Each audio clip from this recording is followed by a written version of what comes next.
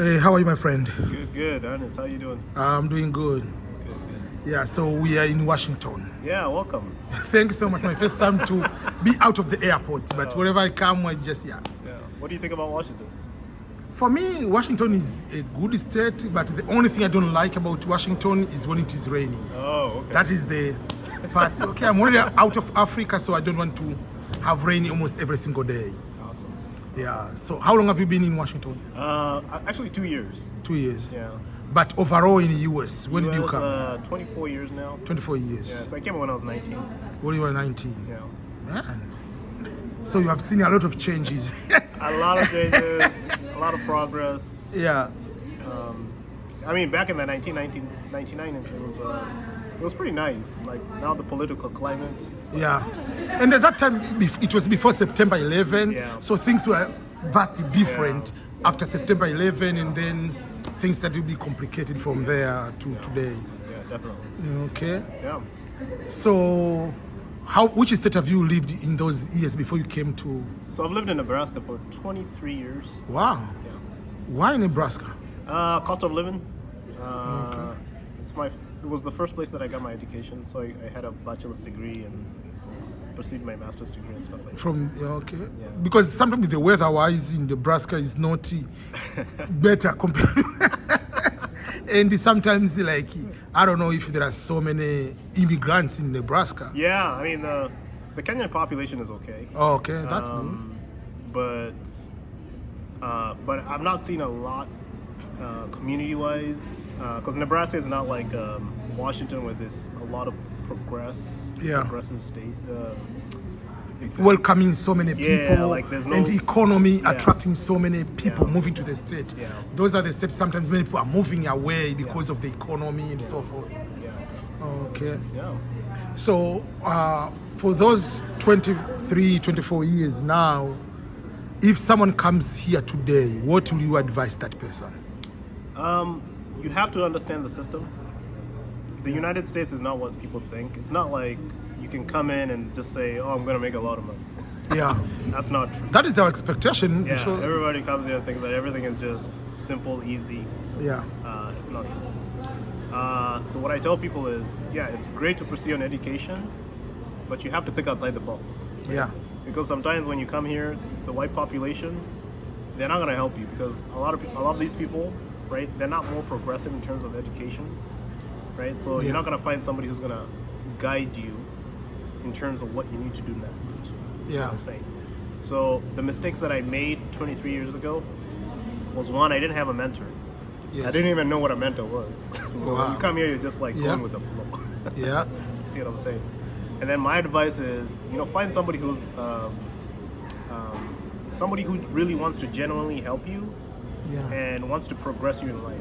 Sometimes people come here and think that just because they're in America they can do anything they want, which is not true. Yeah. The laws in the United States are very strict, right? So if you come here and you start doing stupid stuff, You pee on the road, whatever. yeah, you're gonna go to jail, right? So the political climate right now is it's very dangerous. So I tell a lot of people, be very careful what you're doing, because this administration is really cracking down on a lot of illegal stuff. What was your profession like? You studied at the university, and what did you work? Yeah, so my dad brought me to the United States in 1999. And, back then I was really privileged, because he said, hey, you know what, go get an education in the United States. So I started off with a bachelor's degree in computer science. Yes. Because that was a hotcake back then. Yeah. Right. So I progressed into cybersecurity. And back then it was really difficult to get into the cybersecurity field. Okay. Because you had to know a lot of people to know a lot of people, right? Yeah. So luckily I met a Tanzanian guy. His name is Arthur Chilipoli. He's down in Omaha, Nebraska. And he gave me an opportunity. He said, hey, you know what? There's this company, come work for it.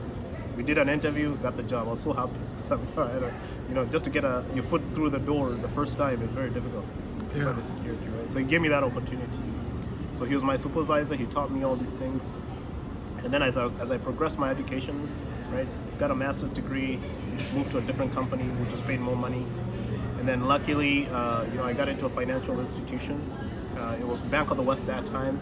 And I graduated to a cybersecurity architect. So I was making about six figures, easy, 150, 160,000, which is a lot of money in Nebraska, right? Yeah. So what I tell people Yeah, for is, Nebraska, 150. Yeah, First of all, 100K is something else. So 150? yeah. So what I tell people is chase your dreams and don't be afraid to pursue, higher positions, because a lot of people just assume, oh, those higher positions are for white people, people not their class. But if you want to be like a director or something, or a CEO, that's okay. It's okay to chase that dream, right? So don't feel afraid, because you're not qualified, you can't apply for that position. Apply for it, see what happens, right? The worst case scenario is they say no, and then go back again and apply for it, and you're gonna get that position. Exactly. It's Because just when they deny, they are not giving you like a punishment to kneel down, go to jail. It's just no. Yeah, but so you can improve yourself, improve your skills, and then you apply again. Yeah. Okay. Yeah. But today we are here on one of the important event, and this one is not a cybersecurity event. Yes. It's about finance. Correct. Myself, I'm a financial professional. Now you are also a financial professional. Right. But how did you transition from the computer, cyber? What gave you the drive to go into the financial professional life? Yeah, that's a good question. So I have to backtrack to back when everything for me was perfectly fine.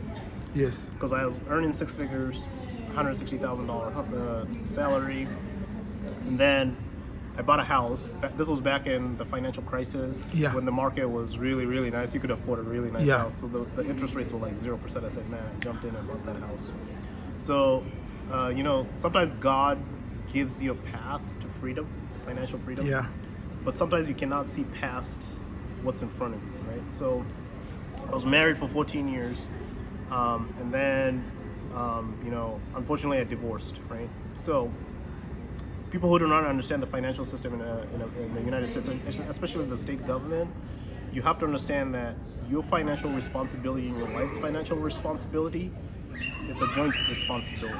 Yeah. So what I mean by that is, when your wife gets into debt and you have assets, and one person is playing stupid with your money, carrying on a debt, and you're over here saving, if you don't understand each other, right, and you go and get divorced, you're gonna get crushed. Yeah. Right? So a lot of people don't know that, right?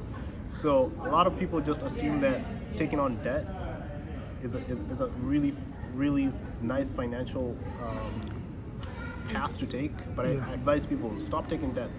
Right? Yeah. You're just gonna put yourself in a deeper hole because you don't know what you're doing, right? So unfortunately, I had to go through a divorce. She had thousands of dollars in debt that I didn't even know about. But after I got divorced, and that's what really hurt me, was the fact that I was expecting the state of Nebraska to kind of side with me because I was very responsible financially. Yeah. But at the end of the day, I ended up losing my house, losing half of my retirement and everything. So it was very devastating. So by the time I got done, right, I walked away with about $5,000.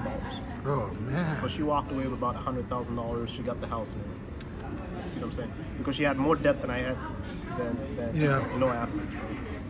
So I got very financially devastated.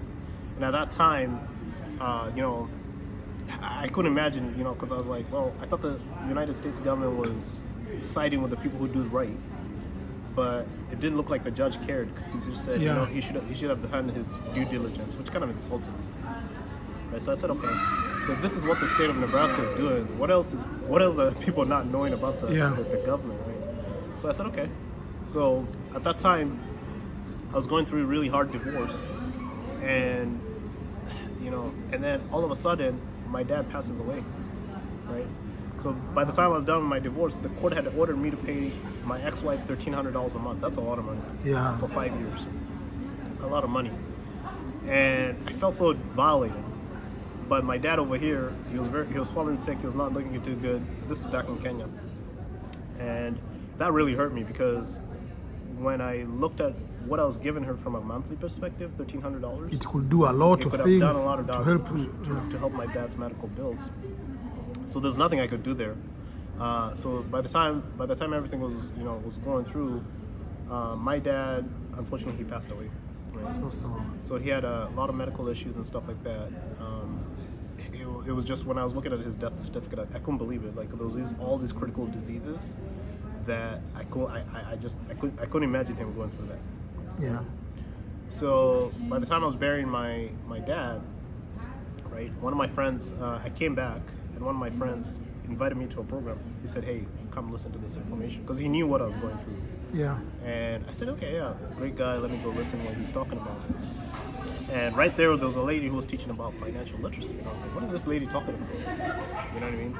And I sat there and I listened to this lady, and I was like, "Wait a minute, my former boss told me." He sent me a YouTube video. He said, and I remember this. He sent me a text message. He said, "You will thank me for this information someday." And I remember it, and I took a screenshot. Right? So whatever she was talking about came true what he was saying. And I said, Yeah. "This lady, she's not lying, right?" And I took that information seriously, and I started realizing that I literally don't know anything about finances. I thought I did. Yeah. I did not. Yeah. So I think for me, it's just a matter of understanding the financial system in the United States. It's not what people think it is. And especially for immigrants, because even the people who are born here, this information they don't have. They don't have. Plus, you are coming here at the age of 20 or 30 years old Right. in a brand new system, so you don't have his double beating already. Right. Yeah, so it is better for us to understand these things very, very early. Yeah, because you can imagine, if I knew about this 24 years ago, my life would have been different. Very true. Very different. My dad's life would have been very different. Right? But now I'm paying the price of ignorance because I didn't even know. Right? So what gives me purpose and drive is my dad, seeing what he went through and what I went through. It's like, especially about Kenyan people, I'm like, guys, we need to wake up. Yeah. Right? Because what I go through, the hardships, I don't want to see anybody go through that. Right? Yeah. Because we don't talk about wealth building, we don't talk about finances. All we do is we just go with the flow, which is kind of sad. That is a big challenge. And especially, like, we don't talk about the issue of money in general. Yeah. Because we think we know about money, but we don't know. We don't. That's number one. Yeah. And number two, we are not talking about 30 years to come. Yeah. We are not talking about when I retire 30 years, how will I survive? Yeah. What if I die? What if I get this medical, critical seriousness disease? What will I do? Yeah. We don't talk about those. We say, they will take him back to Africa. Yeah. But going to Africa is not a solution. Yeah, and I bet a couple of people, a couple of Kenyans who say that. It's like, well, what if you get sick? Well, somebody in Kenya is going to take you. I'm like, no, their financial responsibility is their family. They Yeah. didn't equate you in the equation. Yeah. So what do we do? You see what I'm saying? What do we do? Yeah, so these are very, very important things. I usually tell the same thing we're saying. Yeah. For me, I've been here 17 years, and I usually tell people the number one mistake we are doing as immigrant, we are focusing more on immigration. We forget about there is the issue from day one to know about the finance. Right. Because once we know about the finance, your entire life will be different. Right. From how you spend your money, how we get tax return, where do we use that money, the child tax credit, how do we use that money, what if I get sick? Like, instead of having two jobs, can I have one job and a business? There are so many things we need to know very, very early on. And the taxes in general. Yeah. Those are the things, yeah. Yeah, so I think a lot of people, especially in this country, if you see what the Chinese and the Indians are doing, it's a wake-up call, right? Because a lot of people don't, they just think it's just an African thing. And I'm like, no. Yeah. You have to see the reality of these, and I welcome somebody to just go to Vegas. Call me, go to Vegas. See for yourself, right? Because seeing is believing. Yeah. Because a lot of these Chinese people and Indians in this financial space, they're doing really, really well. I think the challenge with our community, we don't like to listen. We have to go beyond the get together for celebration for our independences and just eating chapati, eating rice, jollof, whatever. That's all. We need to have, when we are meeting, let's share the important things for not only ourselves but our kids, our grandchildren. Yeah, that's true. Those are the things that are very, very important. Yeah, so thank you so much for sharing this story. And I think it will be a waking call for so many other people who are just starting, but not only starting, you can be here 15 years and you do not know certain things. Yeah. So you can get in touch and give this type of education, teaching them Yeah. about something like this one. Yeah, And it's so- okay to have a conversation. I tell people, have a conversation. It doesn't hurt. Yeah, and if you you want to get in contact with Larry, I'll put in my I'll put the website, the link, which you put in my link, but you just write there. Just I got the information about Larry, and I want to have the meeting with him. We can set the meeting.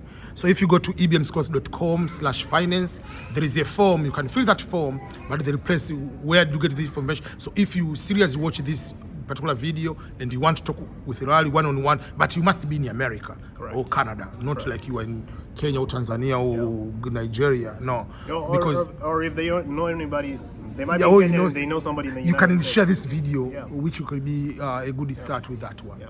So thanks so much, Larry. Well, and, welcome to Washington. Yeah, glad to see you. I Man. appreciate it. Do you have any question for me? No, I love seeing your work, and man, I respect what you do for your community, and we need more leaders. Yeah, We thank need you so more much. leaders. Yeah, I appreciate it. All right, thank you. Okay, bye-bye. Bye.